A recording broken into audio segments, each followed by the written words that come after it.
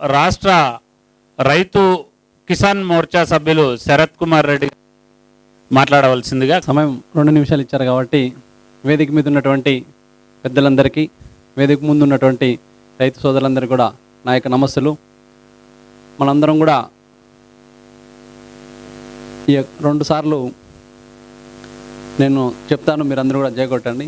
భూమాతాకి 2 చేతులు ఎత్తాలా, 2 చేతులు ఉన్న వాళ్ళు మట్టుకే. భూమాతాకి, గోమాతాకి, భూమాతాకి, గోమాతాకి, భారత్ మాతాకి. మనం నిరంతరం ఇక్కడ ఉన్నామంటే వీళ్ళందరూ మనల్ని కాపాడుతున్నారు. ఈరోజు ప్రకృతి వ్యవసాయాన్ని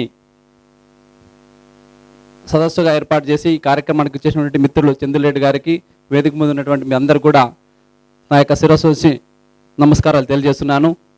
ఎందుకంటే సమాజంలో రైతులందరూ కూడా ఆదాయం కోసం రకరకాల వృత్తులు అంటే ఆదాయం కోసం పనిచేస్తున్నారు. వాళ్ళ అమ్ముకొని లాభాలు గట్టిస్తున్నారు.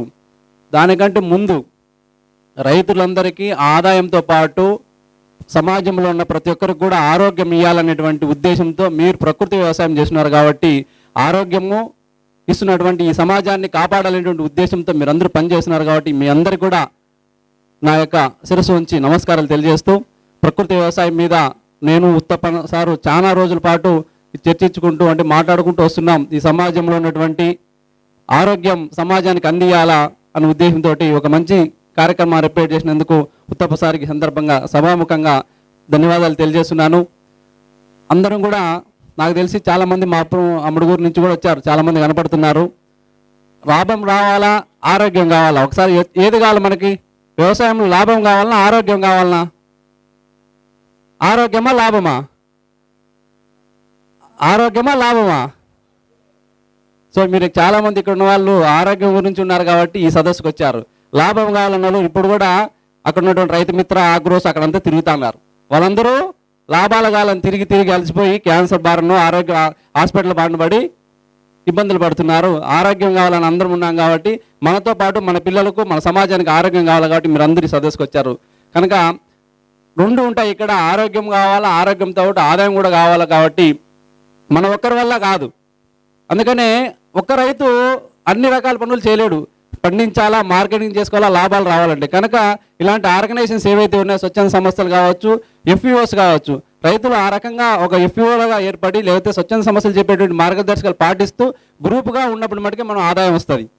లేకోకుండా మనం ఒకరిమే పెట్టామంటే మనం అమ్ముకోవడానికి కష్టం. ఎందుకంటే రైతుకు ఉన్నటువంటి కష్టం పండించి తర్వాత వాటిని మార్కెటింగ్ చేయాలా, తీసుకెళ్లాలంటే మళ్ళీ ఇంటికాడ ఎద్దులు ఉంటా అంటే కట్టేశారని చెప్పి కనుక ఇవన్నీ కాదు. కాబట్టి ఇలాంటి ఏవైతే ఆర్గనైజేషన్స్ ఉన్నాయో మన వాసన కావచ్చు లేకపోతే ఎఫ్ఈఓస్, మీ ఊర్లో ఉన్నటువంటి ప్రభుత్వం కూడా ఎఫ్ఈఓలు చేస్తుంది. ప్రభుత్వం గారు కూడా మహిళా సంఘాలు కావచ్చు ఎఫ్ఈఓలు తయారు చేస్తున్నారు. వాటిలో కూడా ఏంటి మనందరం గ్రూప్గా ఉన్నప్పుడు మటుకే మన యొక్క మార్కెటింగ్ వస్తుందని చెప్పి తెలియజేస్తున్నాను. ఇంకొకటి ఈ మధ్యన మేము విజయవాడలో సహజ, ఇప్పుడు మీరు అన్నారు ప్రకృతి వ్యవసాయము, ఆర్గానిక్ వ్యవసాయం ఇవన్నీ కాకుండా భారతీయ జనతా పార్టీ నుంచి సహజ అనేటువంటి పేరు పెట్టి సహజ రైతు సదస్సు పెట్టాం. పెద్ద ఎత్తున అందరూ కూడా వచ్చారు. ప్రభుత్వానికి కూడా ఒక మార్గదర్శకాలు అంటే కొన్ని సూచనలు చేయడం జరిగింది. మీ అందరూ కూడా ఎందుకంటే మనం పండించేటువంటి పంటకు మార్కెటింగ్ లేదు, మార్కెట్లు ఉన్నాయి కానీ ప్రత్యేకంగా మేమేం చెప్పామంటే ఆర్గానిక్ సంబంధించి అంటే ఇక సహజ రైతులు పండించే పంటలకి ప్రత్యేకంగా ప్రతి ఒక్క హెడ్ క్వార్టర్లో కూడా ఒక స్టాల్ లాగా ఒక మార్కెటింగ్ పెట్టాలా. ఈ రైతులు పండించడానికి మంచి అంటే ఇప్పుడు రైతు మిత్ర, ఇప్పుడు రైతు బంధు పథకం డబ్బులు వేస్తున్నారు. మనందరూ కూడా ఆర్గానిక్ చేసేటువంటి ఏవైతే రైతులు ఉన్నారో ఐడెంటిఫై చేసి అడిషనల్గా ఒక 4,000 రూపాయలు వేయాలని చెప్పి కూడా మేము రాష్ట్ర ప్రభుత్వాన్ని సూచన చేయడం జరిగింది. అంటే మా వైపు నుంచి కూడా ఎవరైతే ప్రకృతి వ్యవసాయం చేస్తున్నారో వాళ్ళందరూ కూడా ప్రోత్సహించాలనే ఉద్దేశంతో మేమందరం కలిసి పనిచేస్తున్నాం. మనందరి యొక్క లక్ష్యం ఈ సమాజం బాగుండాలా, ఈ దేశం బాగుండాలా. ఈ దేశం బాగుంటే ఈ దేశంలో మనందరూ బాగుంటామని చెప్పి తెలియజేస్తూ జై హింద్, జై భారత్ మాత. మరిన్ని అప్డేట్స్ కోసం బ్యాక్ టు రూట్స్ యూట్యూబ్ ఛానల్ని సబ్స్క్రైబ్ చేసుకోండి.